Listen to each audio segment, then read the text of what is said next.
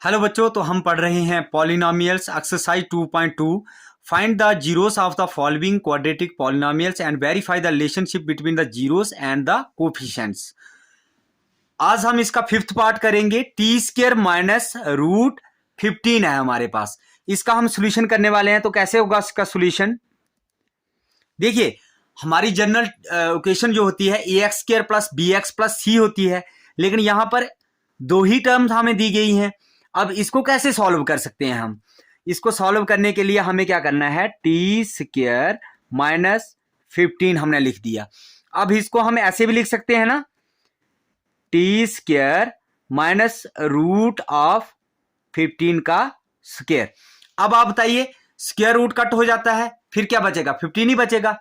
तो अब देखिए यहां पर एक फॉर्मूला क्रिएट हो गया। यहां पर ए स्क्वायर माइनस बी स्क्वायर। अब ये फॉर्मूला क्या होता है, ए प्लस बी और ए माइनस बी, ये फॉर्मूला यहां पर क्रिएट हो गया और यही फॉर्मूला अब इसमें अप्लाई हो जाएगा। तो देखिए कैसे लिखेंगे इसको हम। This implies that a plus b, तो t plus root of 15, a plus b हो गया। अब a minus b, t minus root of 15, a minus b हो गया। ठीक है ना? तो अब हम इसको लिख देंगे either t plus root of 15 is equal to 0 और t minus root of 15 is equal to 0 के बराबर।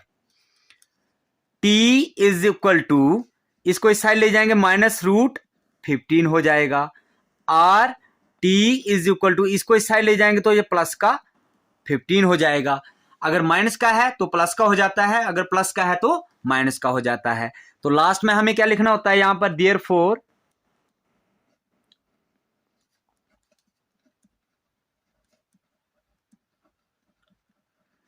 To zeros are minus root 15 root of 15। ये दो जीरो हमारे निकल गए। अब हमें सम ऑफ टू जीरोस लिखना है। Sum of zeros, sum of zeros कर देंगे तो क्या होता है फॉर्मूला, माइनस कोफिशिएंट ऑफ, यहां पर क्या है, टी है ना, तो coefficient of T divided by coefficient of T square कर देंगे। दिस इंप्लाइज दैट क्या आएगा, कोफिशिएंट ऑफ टी तो यहां पर कुछ भी नहीं है ना, तो ये तो 0 हो जाएगा, divided by coefficient of T square 1 है, तो ये क्या आ जाएगा, 0 हमारा। ठीक है, ये तो हमने निकाल दिया। अब हमें क्या करना है यहां पर, प्रोडक्ट ऑफ जीरोस। तो इसका फॉर्मूला होता है कांस्टेंट टर्म बटा कोफिशिएंट ऑफ टी स्क्वायर। तो हमारे पास कांस्टेंट टर्म क्या है, देखिए यहां पर कांस्टेंट टर्म क्या है, -15, कोफिशिएंट ऑफ टी स्क्वायर 1 है, तो -15 डिवाइडेड बाई 1, -15 डिवाइडेड बाई 1 किसके बराबर होता है, -15 ही होगा। कोफिशिएंट में अगर 1 होगा, डिवाइड में अगर 1 होगा तो उसको हम नहीं लिखते हैं, तो -15 हमारा आंसर आ जाएगा इसका अगला पार्ट करते हैं अभी हम। देखिए यहां पर ये है इसका अगला पार्ट। तो क्या लिखा हुआ है यहां पर, 3x square minus x minus 4, ये तो जनरल टर्म्स के साथ बिल्कुल ही मैच कर रहा है। तो इसको क्या लिख देंगे हम, जैसे ax square plus bx plus c होती है हमारी जनरल टर्म्स, तो जनरल टर्म्स के साथ ये मैच कर रहा है। तो सबसे पहले हमें इसको मल्टीप्लाई करके यहां पर लिखना होगा।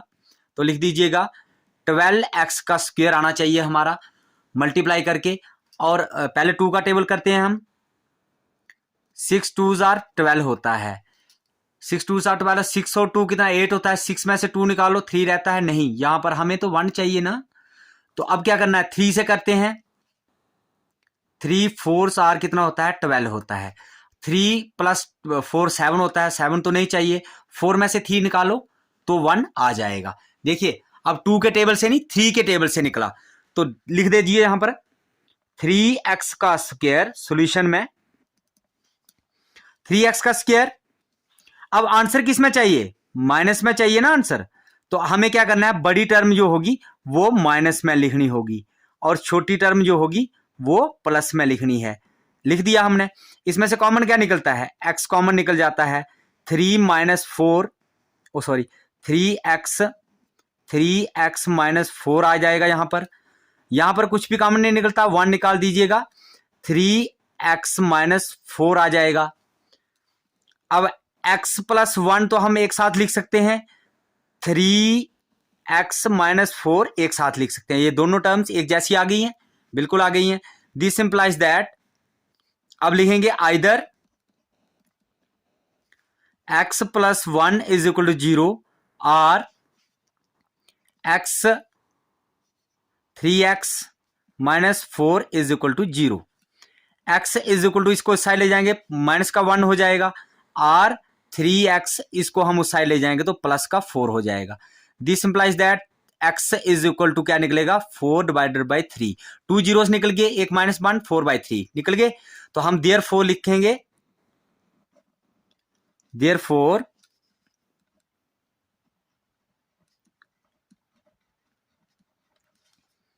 2 जीरोस और क्या निकले हमारे 2 जीरोस, 2 जीरोस क्या क्या निकले, -1 4 डिवाइडेड बाई 3, ये 2 जीरोस निकल गए। अब सम ऑफ जीरोस, फॉर्मूला होता है माइनस कोफिशिएंट ऑफ, क्या होता है, coefficient of x divided by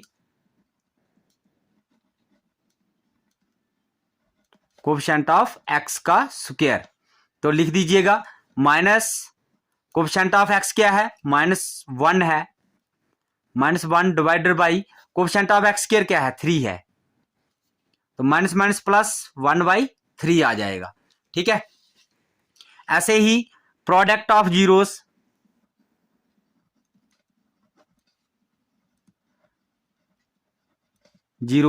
तो क्या फॉर्मूला होता है, कांस्टेंट टर्म डिवाइडेड बाई